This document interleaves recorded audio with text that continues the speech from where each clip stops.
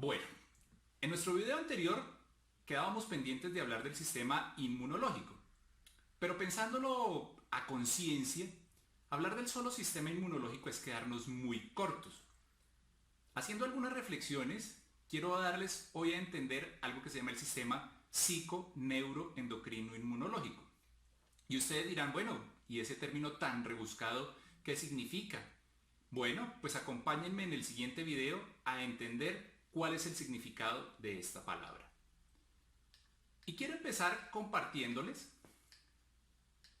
desde una reflexión de una frase de Napoleón Bonaparte que decía: haz tener miedo a la gente y dominarás su voluntad. Y tener miedos es absolutamente normal, pero vivir con miedos no es una opción.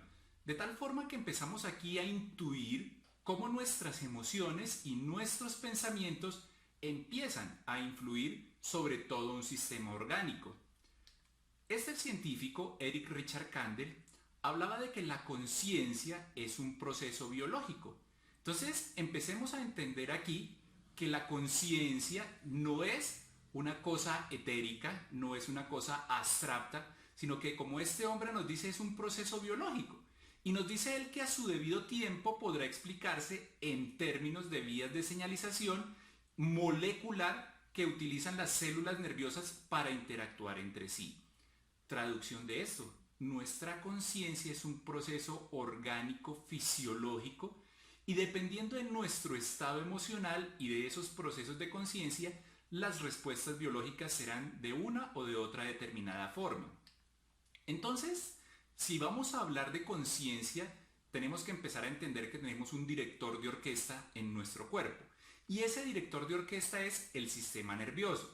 No movemos este dedo porque le digamos dedo muévase, o no movemos nuestra pierna porque le digamos pierna muévase. No, tiene una coordinación motora y nerviosa que viene dada desde este sistema nervioso central. Y tenemos en este sistema nervioso una parte que se llama el sistema nervioso autónomo. Lo llamamos autónomo porque no podemos controlarlo a voluntad. Ninguno de nosotros puede decir: oiga, corazón lata a 50 por minuto o corazón lata a 100 por minuto. No, esto es completamente autónomo. O no decimos voy a respirar más rápido, voy a respirar más despacio, o voy a hacer digestión ahora o la voy a hacer más tarde. No, todo esto es autónomo. Y este sistema nervioso autónomo tiene dos partes. Una parte que se llama el sistema nervioso simpático, que es el que nos prepara para la alerta, para la acción, que nos mantiene activos. Y otra que es el parasimpático, que nos relaja, nos sosega y nos tranquiliza frente a los diversos estímulos. Entonces, mientras que el simpático acelera nuestro corazón, es por eso que cuando tenemos una emoción fuerte el corazón late a 1000, el parasimpático, por el contrario, nos relaja. El simpático, por ejemplo, hace que tengamos sequedad en las mucosas cuando estamos ansiosos. El parasimpático, todo lo contrario.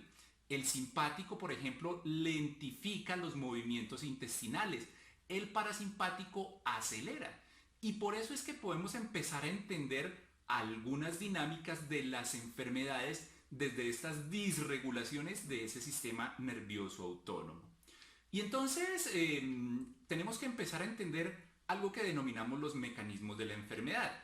Y para esto tenemos que empezar a entender que tenemos un sistema nervioso que está en coordinación con el endocrino y el inmunológico, y que estos se comunican entre sí a través de algunas moléculas comunes a los tres, como las citoquinas, las hormonas esteroideas, los neuropépticos, y que tienen receptores comunes a los tres sistemas, para configurar un sistema de suprarregulación de órganos y tejidos.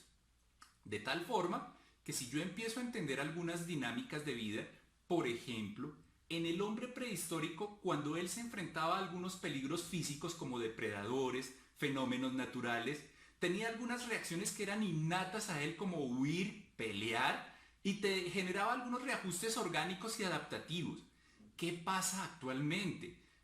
Percibimos las situaciones generalmente como devastadoras, tensionantes, y no siempre es necesario huir o pelear, y generamos reajustes orgánicos y psicológicos que en algunas ocasiones pueden ser inapropiados y que tendemos a desequilibrarnos, y ahí es donde viene la enfermedad. Por eso, entendiendo este sistema de psiconeuroendocrino-inmunología, cuando nosotros metemos un agente estresor al sistema, llámese tráfico, llámese enfermedad, llámese preocupación, llámese situación económica, llamémoslo como lo queramos llamar, si yo introduzco en este sistema un agente estresor, inmediatamente voy a tener reajustes en la conducta, en el metabolismo y en el sistema inmunológico.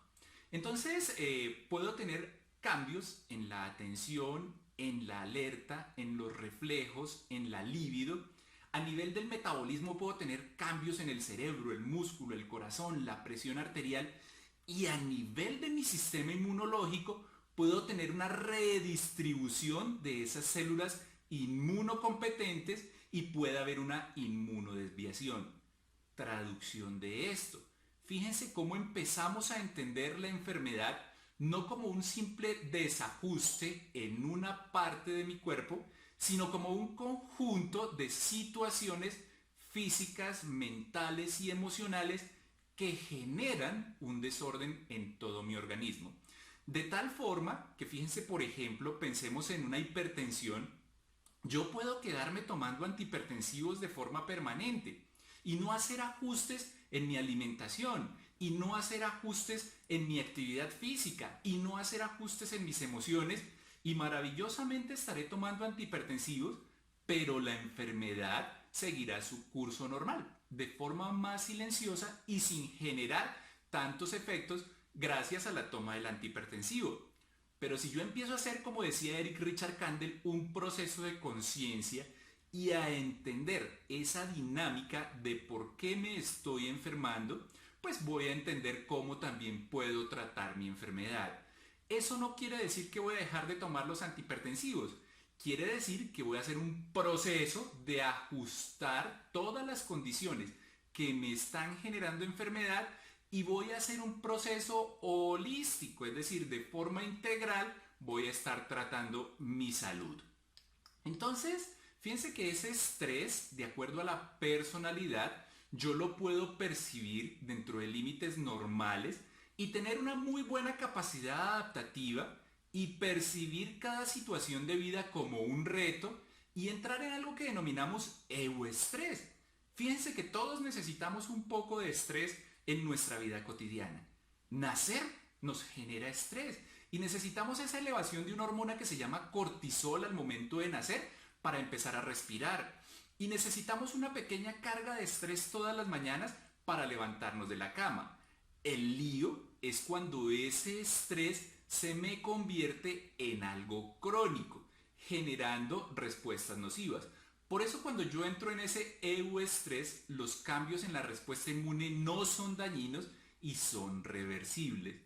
Pero si mi personalidad tiene una tendencia al desequilibrio, con depresión, con ansiedad, pues definitivamente este estrés o las situaciones que se me presenten las voy a percibir como una situación demoledora, voy a entrar en algo que se llama distrés y mi sistema inmunológico va a tomar dos vías. Uno, el sistema se va a inmunoestimular de forma tal que se va a desordenar y entonces entro yo en un sistema de enfermedades autoinmunes y alérgicas, o por el contrario, mi sistema se va a inmunosuprimir y voy a tener tendencia a las infecciones y al cáncer. Entonces tengamos presente por qué les decía, no vamos a hablar solo del sistema inmunológico, porque tengamos presente cómo todas mis emociones desencadenan diversos tipos de respuesta, incluso a nivel inmunológico. Y esto no es cuento del doctor Andrés Fonseca. Fíjense que aquí les traje 4 estudios muy recientes para compartir de cómo este sistema inmunológico se altera a través de nuestras diversas emociones.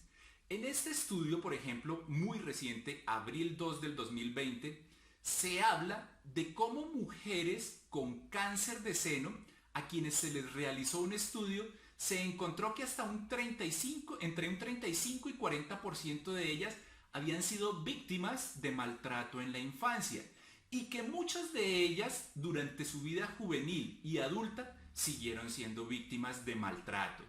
Fíjense que no es solamente pensar en el seno, es entender cómo este seno cambió a través de un sistema inmunológico que se disreguló y que permitió que se desarrollaran esas células malignas.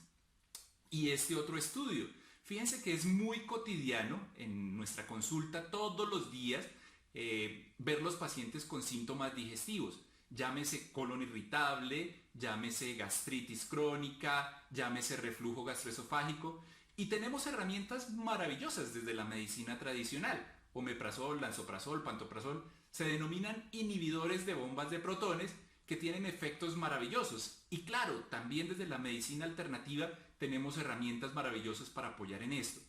Pero tengamos presente ese sistema psico-neuroendocrino inmunológico del que hablábamos. Uno de los síntomas más frecuentes en el paciente con colon irritable es la alternancia entre episodios de diarrea y constipación o estreñimiento. Tengamos presente, disregulación de ese sistema nervioso autónomo.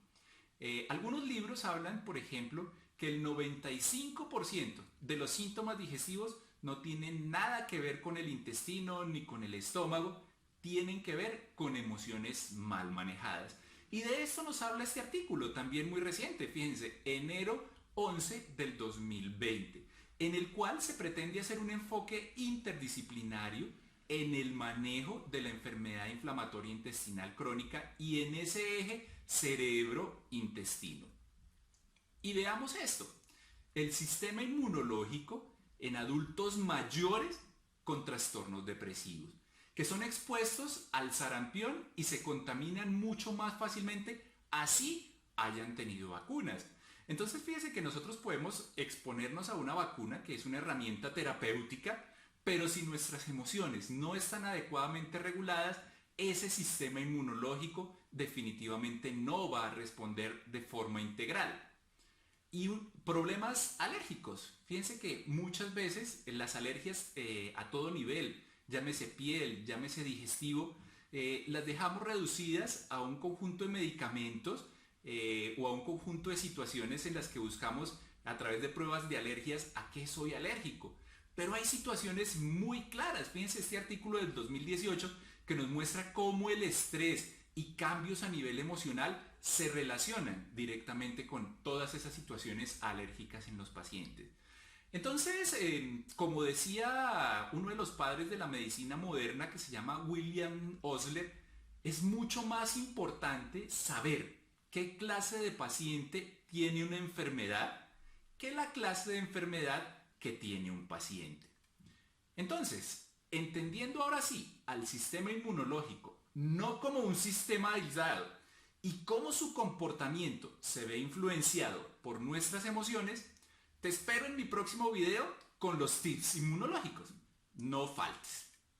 Bueno, y si te gustó este video, no olvides darle like, compartir con tus amigos y suscribirte a mi canal. Un abrazo para todos.